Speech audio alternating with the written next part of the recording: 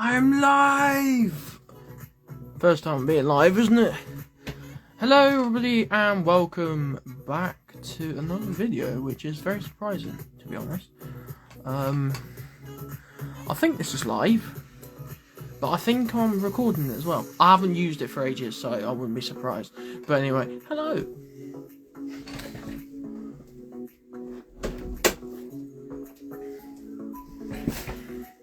So, now I'm wearing prison stuff, because they allowed me to wear it back, so that's quite good. So, basically, as you're probably fully aware of the title at the top, yes, I went to prison. I went to prison because of doing drugs. And doing drugs is not very good in a sense, and obviously I wouldn't do it again. And I've started vaping, which is basically helping me to cut off what I was doing, and it's working quite well in a sense. So which I'm very happy about. So yeah, it's quite good in a sense. But yeah. So basically, I'm here for about half an hour, something like that, just to basically tell you about my experience and why I went to prison for. I think I just told you that, but my experience in prison and how it works. So, on the 17th of May this year, around about, I was asleep at the time, the police came round to my house, knocked on my door. My mum answered, and I was literally asleep on that bed, right? I was asleep. And they barged on my door saying, "Kyle, wake up!" really, really loud. And basically, I'm trying to turn this music down. There you go. And basically, they said, "Kyle, wake up." I was like, "What?" So they took my phone away. I have got paperwork somewhere, but unfortunately, I ain't showing you that now, because it's going to take about... It's going to take ages to basically put it on, in a sense. But I think, if I'm correctly, I have my prison card somewhere. But yeah, I'll try and find it and I'll try and show you it at some point. But basically, what happened was, on the 17th of May, at around about 8, they came around through, barged through my door, and basically said, "Carl, you are under arrest." I was like, "What for?" "Drugs. Intent to supply." I was like, "Okay. Do you have evidence?" They were like, we can't disclose that because now it's an investigation." So, sadly. So, they searched my entire room for any kind of, like, usage of drugs or something like that. And it was quite horrible in a sense, because I knew there was drugs inside of it. And basically, they found it, they bagged it up, and then about 2.5 hours later, they took me down to Basingstoke police station. Just to be aware, I do not live in Basingstoke. Right? Basingstoke, from my house to Basingstoke, it's around about 30 to 40 minutes, in a sense, by car.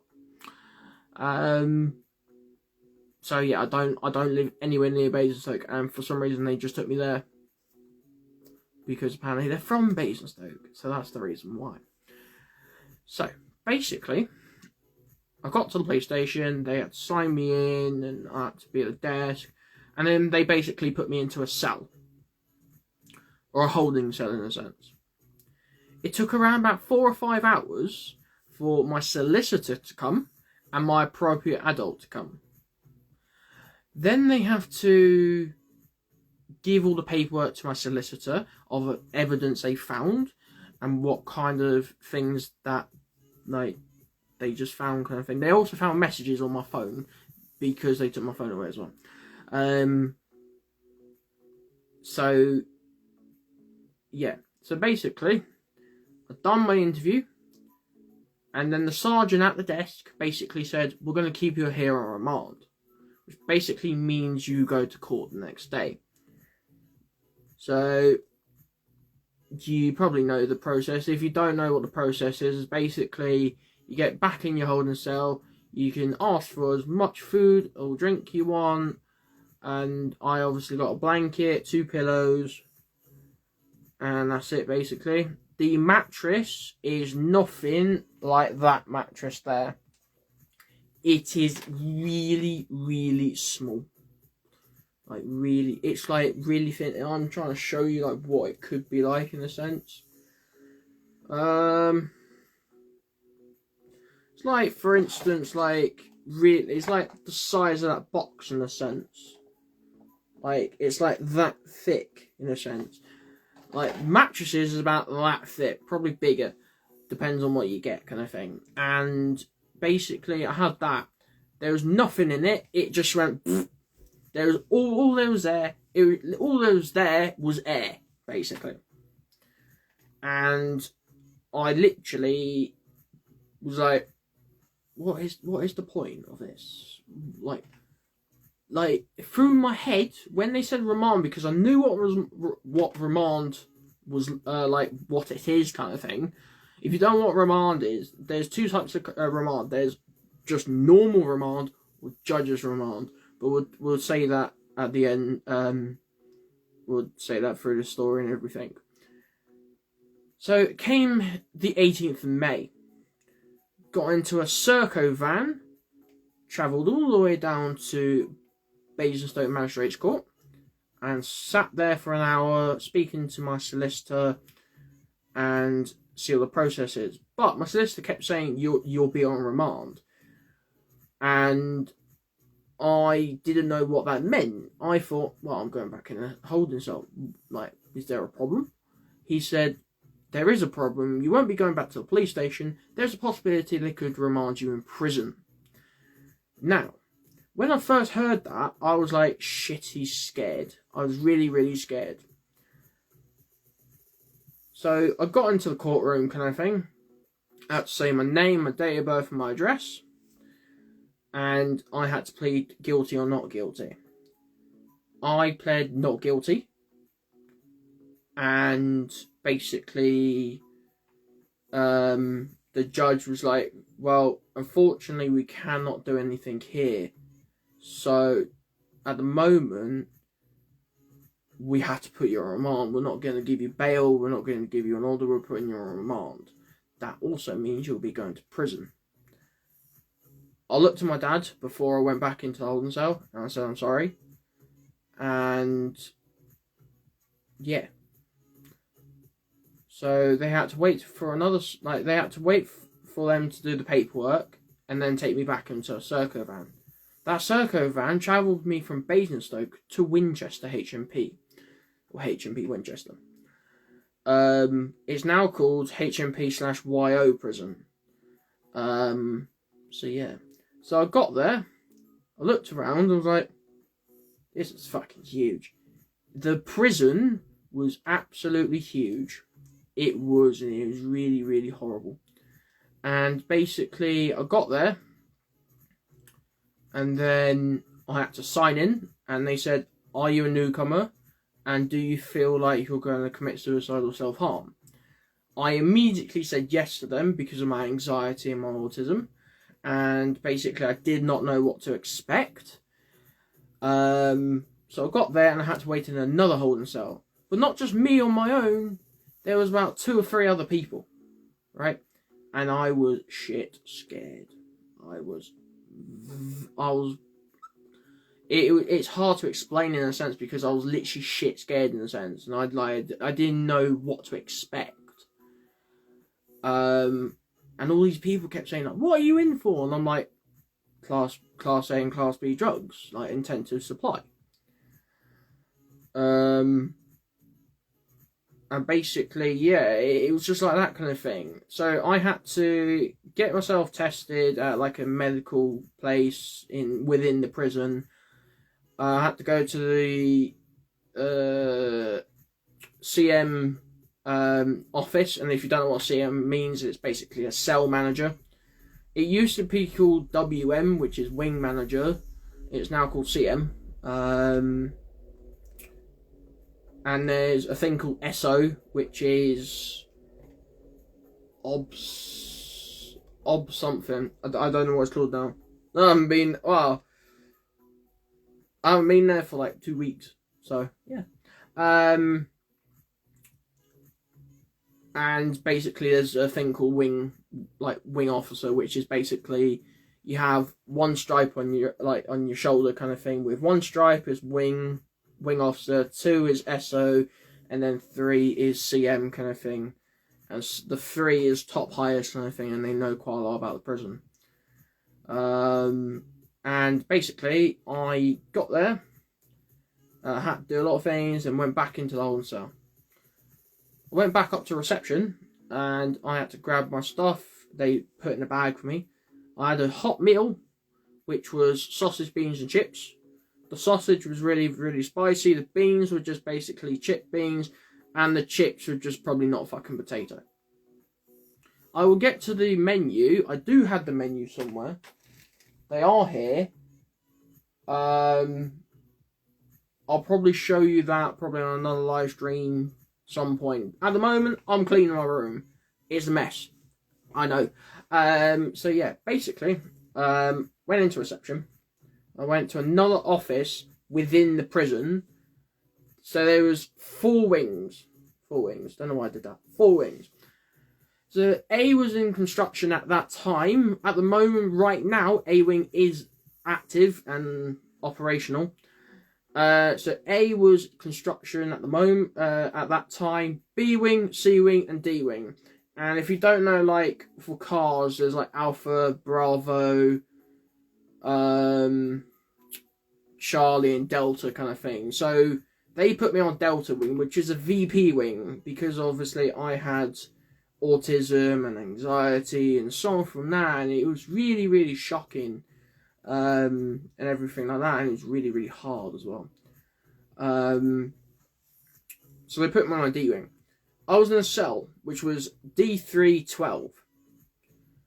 I was there for about 10 days. It's called ICU, which basically means it's like isolation, so you get used to your cell, and basically people don't really like annoy you or anything. About 5 or 6 days into like my life in prison kind of thing,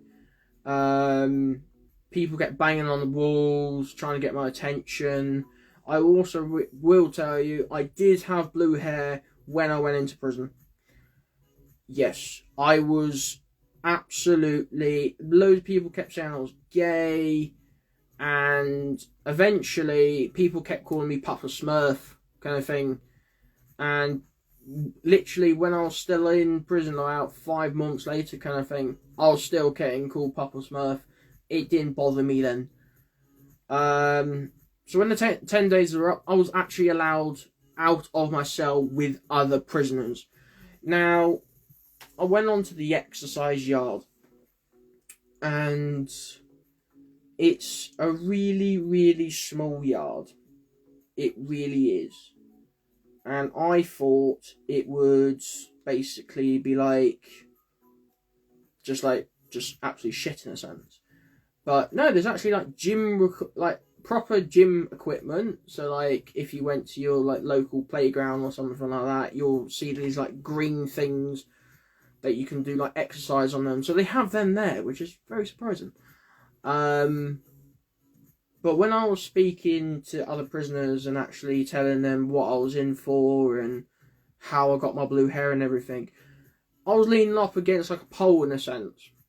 And out of nowhere, another prisoner called Kieran punched me in the face, but punched me here and here. He punched me fully here, and he scraped like his here. I was not knocked out, but I felt really, really dizzy in a sense. And it really like hurt me in a sense. Obviously, I told officers, but when you snitch on people, people don't like that. I may have found that out a long time ago. So yeah, that was only literally around about 10 or 11 days into prison, and I'm not even like fucking like 1/4 into like my fucking years or anything like that. So anyway, so basically, what prison is like is you get your own like little cell kind of thing, you can have like double it, so you can have a cellmate. But for around about a month or two, I did not have a cellmate. I literally was on my own, and to be fair, it was actually quite scary on my own. And like I wouldn't go back to prison because of like I've changed my life dramatically, and a lot of people, like my family know that, my brothers know that, even my friends know that, and it is quite good that I have people that support me and everything like that, and thank you for that.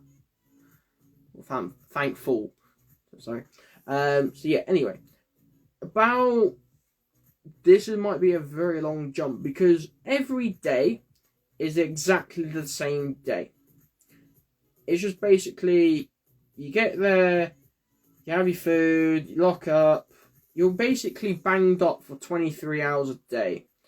That hour is basically for you to go out, chat, and everything like that, and then you're locked away, like, just basically, like, you have a TV, right? There's a TV there.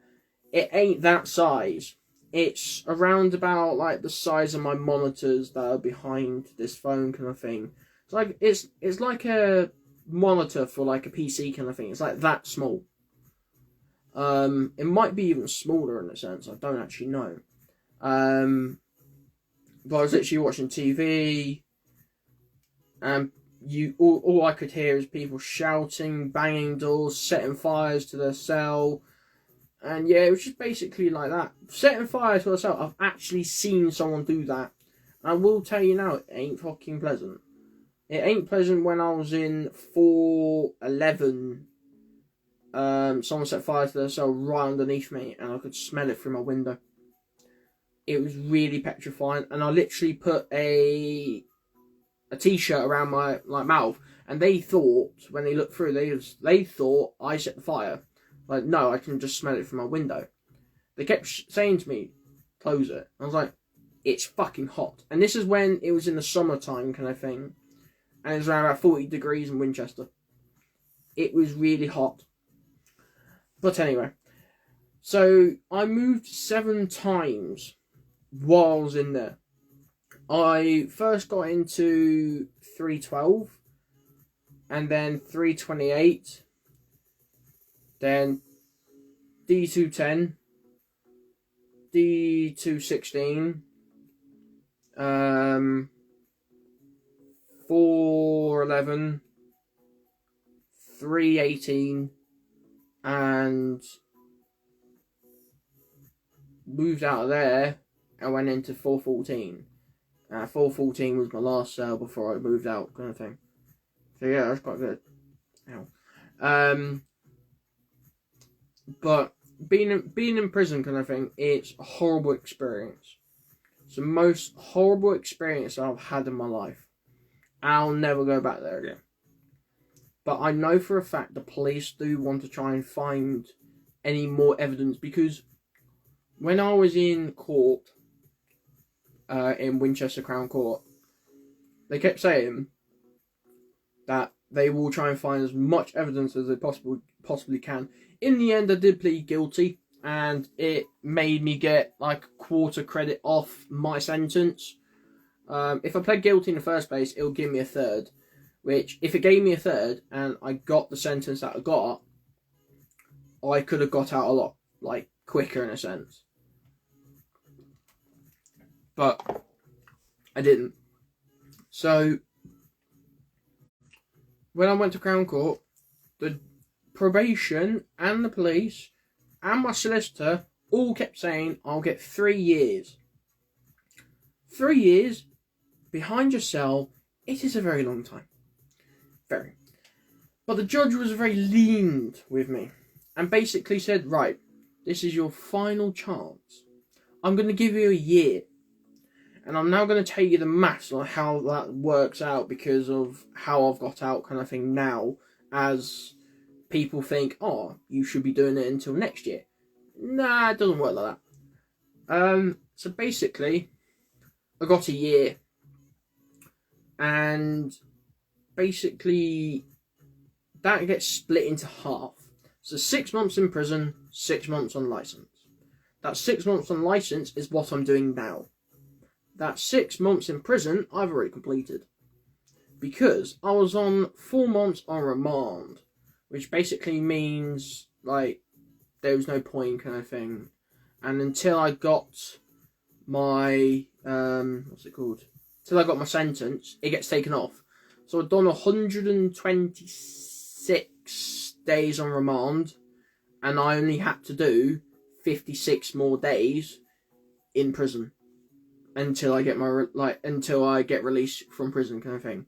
And then 56 days went absolutely incredibly slow. Now you probably thought I was going to say quick. No, because obviously on remand, the time that from the 18th of May to the 21st of September, right, went extremely quick. Because you don't know about your release date or anything like that. All you know is your court date. Now, when I got sentenced at Winchester Crown Court on the 21st of September this year, there was another person that was waiting in the holding cells kind of thing. And it's a bit weird because his name is called Carl as well. And I basically told him I got a year. And he worked out the maths and he was like, you've only got like less than 2 months to go. Like, pretty much, yeah. He came back and he got 3 years and 10 months. Sad. No, it's not. It's 3 years and... I'll say 3 years. I don't actually know, but I know it's 3 years and I know it's... What's it called?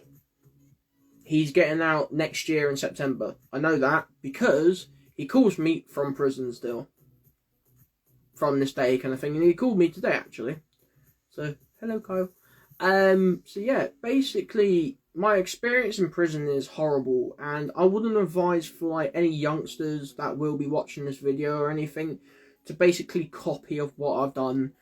Because the amount of agony and like stress that I went through to be put into prison was unbelievable. It was through the roof. I had to have a mental health team involved, and a lot of like doctors and nurses involved because of my anxiety was going through the roof.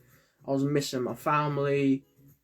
I just wanted to go home in a sense. So yeah, it was quite good in a sense. But basically, my advice to you is if you do anything stupid, just remember there's a lot of people that do stupid things like you, but there's a lot of people that also go into prison. Don't think that you're like, oh, I'm lucky, I get away with stuff. One day you will do something in your life and then you'll regret it because now the police are involved. Then you'll now have an investigation kind of thing. And it's just basically, it's like that kind of thing. But because I have friends and family that are now supporting me, helping me through this, I've now got like adult services involved. It's really, really good, to be honest. It was also sad, and I will tell you this because a person has joined and I know her, so hello. I don't know the specific date, but it was some point in, I think it was June, or July. Might have been July actually. Yeah, I think it was in July. I had a girlfriend outside kind of thing.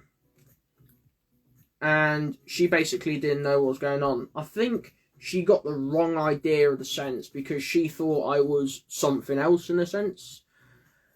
Or someone else in a sense. But I don't think she realised I said Class A and Class B.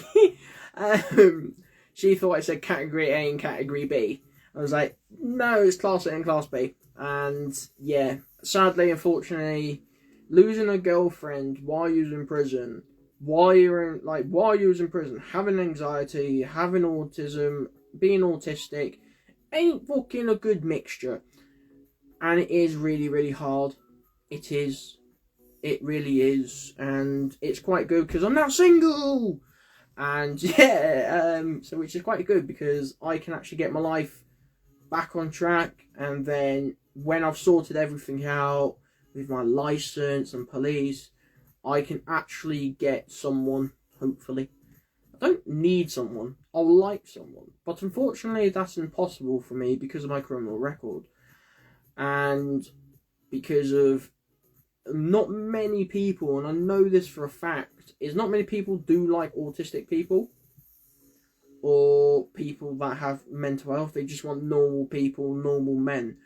But I'm going to say one thing. No one in this world is a normal person. Every person in the entire universe has a different side. You just need to share that or let it out in a sense. Because I've got hidden disabilities, and not many people know that in a sense. I have to literally get my medical record up and everything. If I wanted to show like a doctor or a nurse or mental health or something like that kind of thing, they have to look on my NHS records, because I've just told them when I went in, I've got anxiety, depression, I'm autistic or autism, and I feel like I'm going to harm or suicide myself kind of thing. That's all I told them. But when they looked at my NHS records, they could see I had more than that. And then they realised this person shouldn't be in prison. He should be either in hospital or somewhere else. But for a mental health team to basically say that is quite good in a sense, and it takes a lot of pressure off. It literally takes a lot of pressure off me in a sense, and yeah. But being in prison kind of thing is the worst experience of my life, and I ain't gonna do it again.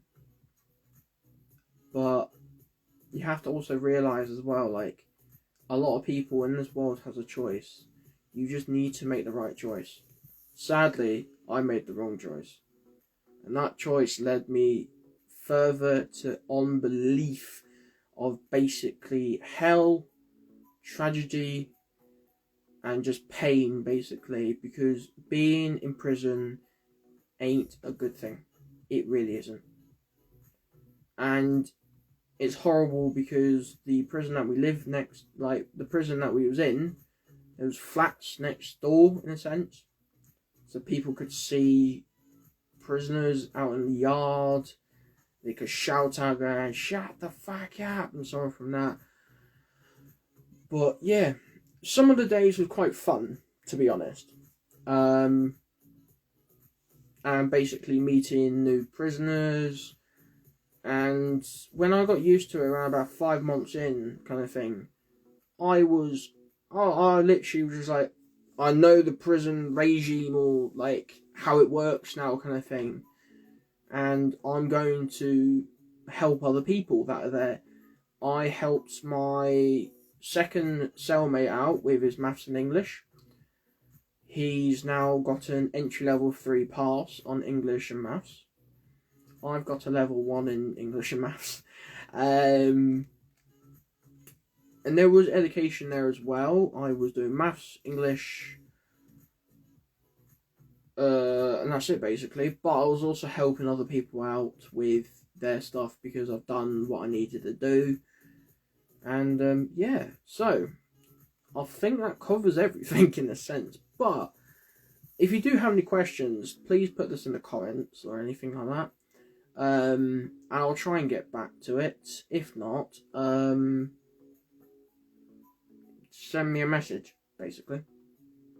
And I won't be taking any rude comments in a sense, because obviously I don't really want to feel any more pain that I have to go through in a sense. But it's that juice is out of date. But yeah, but I don't know really what else to say in a sense, except from I've got loads of wires. There is a lot of things that came back, but I don't know where it is. I want to think it's in here. Also, when I got out, I had to have these bags. I've still got them now.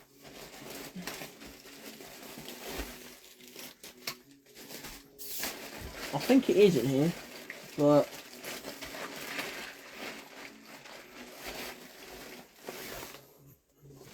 I don't actually know where it is. Oh, I did have it. I don't know where it is. I had it somewhere. Where is it? Is that it? No, that's LEDs. Oh, no, that's not it. Where is it? It's in folders. So, if I move back. So I had a lot of paperwork. And basically, the amount of paperwork that I've done. And I want to quickly read this. And hopefully someone else is still in the chat. So, I wrote a letter to the judge. Basically saying on how sorry I am in a sense.